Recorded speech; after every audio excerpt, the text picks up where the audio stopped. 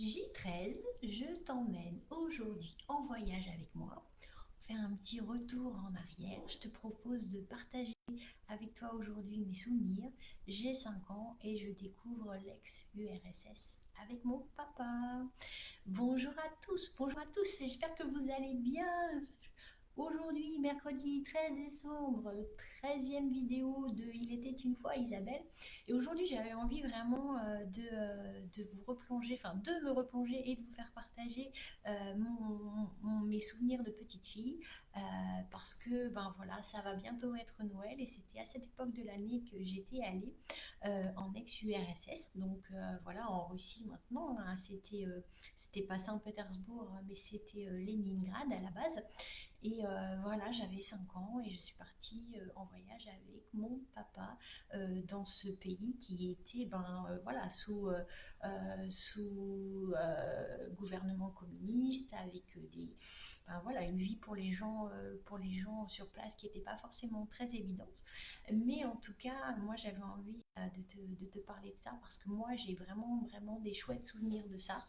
Et c'est peut-être de là qu'est venue ma vocation des voyages et puis aussi ma vocation d'aider les mamans. Je te dis ça tout de suite.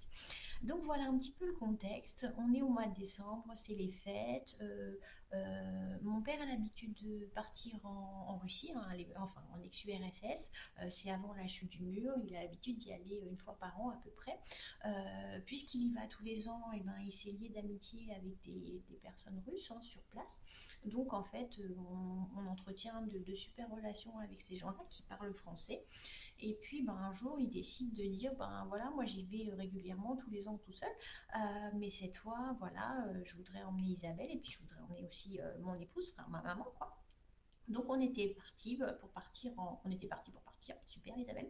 On était parti pour prendre un vol tous les trois à direction Leningrad. Et en fait, ma maman, elle a eu des petits soucis de santé avant le départ, enfin quelques jours avant le départ, et elle a dit ben non. En fait, vous aviez prévu d'y aller, on en parle depuis longtemps. Allez-y tous les deux. Moi, je reste à la maison nous voilà partis, papa et moi, en ex-URSS. Alors, c'est vraiment chouette parce que en fait, des fois, on se dit ah mais les enfants, ils ont pas de souvenirs ou qu'est-ce qui. Et ben en fait, moi, j'avais 5 ans et quand je me replonge dans cette atmosphère, en fait, j'ai des souvenirs de petite fille. J'ai pas du tout les souvenirs de ce que mon père a pu voir ou de ce qu'il a pu me raconter après, des difficultés de la situation sur place, des gens qui manquaient de pas mal de choses. Voilà, il y avait ces histoires, ben, par exemple, on fouillait nos valises à la douane et tout ça pour voir ce qu'on emmenait parce qu'il y avait des choses qui étaient interdites d'être amenées sur le sol russe. Enfin, il y avait des choses comme ça. Tout ça, je n'ai aucun souvenir. Mon père me disait, bah ouais, on donnait un paquet de cigarettes au chauffeur de taxi et puis au lieu de payer la course, je sais pas, 2 3 roubles, et ben il nous la faisait gratuite. Tout ça, je l'ai vécu, mais j'ai aucun souvenir. Par contre, moi, j'ai vraiment des souvenirs de petite fille où ben déjà j'avais de la neige jusqu'aux genoux, quoi. Et moi j'habite en France dans une région où j'habite pas du tout à la montagne, donc moi la neige ça dure 2 3 jours et puis ben les bonnes années on a 10 cm à tout casser et puis ça dure 2 3 jours. Et là vraiment tous les matins il y avait toujours autant de neige, je voyais la neige tomber. En plus c'était la période de Noël, donc il y avait vraiment cette ambiance très féerique. Il y avait dans le village, il y avait comme un. Alors, c'est pas vraiment comme c'est la religion orthodoxe, c'est pas vraiment un Père Noël, mais il y avait ce grand monsieur avec cette longue barbe là, avec son chapeau et tout. Et pour moi, c'était féerique, quoi. Je faisais de la luge tous les jours, je regardais les gens faire du patin à glace sur les lacs qui étaient gelés. Enfin, moi, pour moi, ça n'existait pas du tout. Et donc, moi, de ce voyage, j'en garde que des souvenirs de petite fille émerveillée.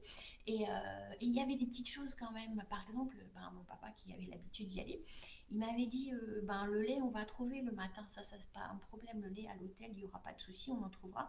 Par contre, ta poudre chocolatée, Nesquik, Benko, je sais pas ce que je me rappelle plus ce que je buvais à l'époque, ça n'existe pas.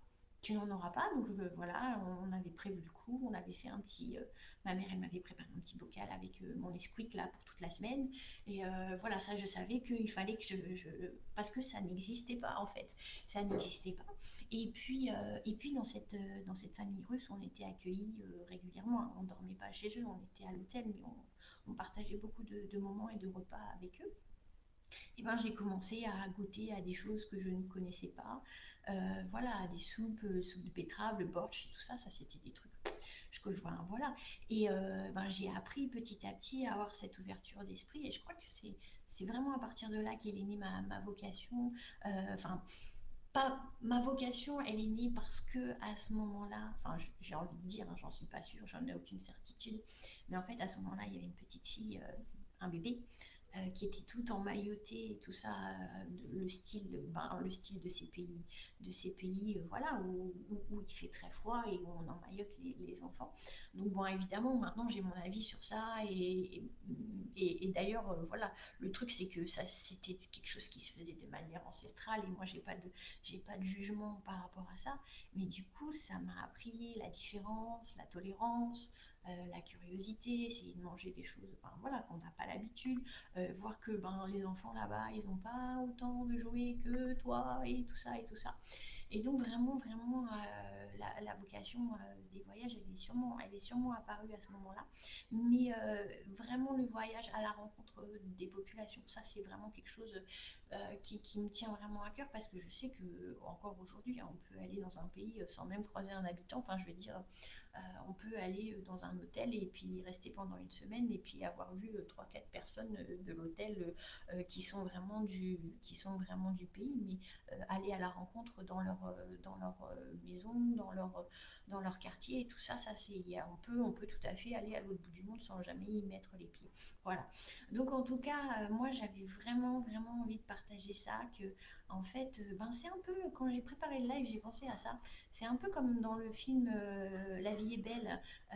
En fait, le petit garçon, il se rend pas compte de l'horreur des camps de concentration. Alors, évidemment, moi, c'était pas glauque à ce point-là, hein, c'était pas terrible à ce point-là. Mais vraiment, vraiment, je n'ai jamais, jamais, jamais ressenti que c'était un pays où il était compliqué de vivre, où les gens avaient quand même ben, pas mal de privations. Il y avait des choses, ben, ils vivaient dans des petits appartements, ils partageaient la cuisine avec 4 ou 5 familles. Voilà, il y avait plein, plein de choses. Il y avait beaucoup de débrouilles, beaucoup de marchés noirs. Enfin, et ça, vraiment, ça, c'est des choses que j'ai appris après coup parce que vraiment, vraiment, pour moi, c'était le Père Noël, la neige jusqu'aux genoux, la luge, le patin à glace et tout ça. Et je me souviens même, alors ça, pour le coup, je m'en souviens. J'avais même, je m'étais même mis en tête que je ramènerais un glaçon à ma maman pour lui montrer à quel point là-bas ils étaient durs et résistants et que les jours passant, ils étaient toujours aussi, enfin la taille était toujours la même. Alors que chez nous, quand on fait un bonhomme de neige, 3 jours après déjà, il a perdu la tête parce que ben, ça se réchauffe. Mais là-bas, ça bougeait absolument pas et j'avais envie de ramener un glaçon. Évidemment, j'ai compris que ce n'était pas possible, mais j'étais qu'une petite fille de 5 ans à l'époque. Voilà. Donc, en tout cas, ben, ça m'a fait super plaisir de me replonger dans cet univers. Il faut savoir que j'y suis retournée après, j'y suis retournée, mais j'avais 18 ans, donc là, j'avais bien compris. Et puis là, le mur était tombé, et puis il y avait un autre contexte économique et social.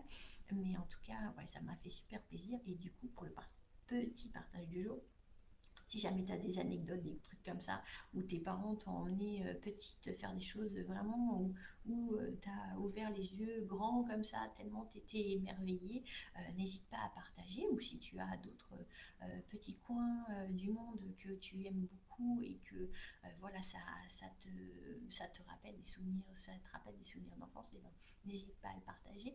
Ça sera avec grand plaisir. Mais voilà, je voulais te raconter ce petit Il était une fois en plus aujourd'hui. Comme ça, tu comprends pourquoi pourquoi j'ai envie de faire les mamans du monde et tout ça, parce que vraiment, depuis ma petite enfance, c'est inscrit, c'est ancré et c'est fait partie de ce que j'aime faire beaucoup, beaucoup, beaucoup.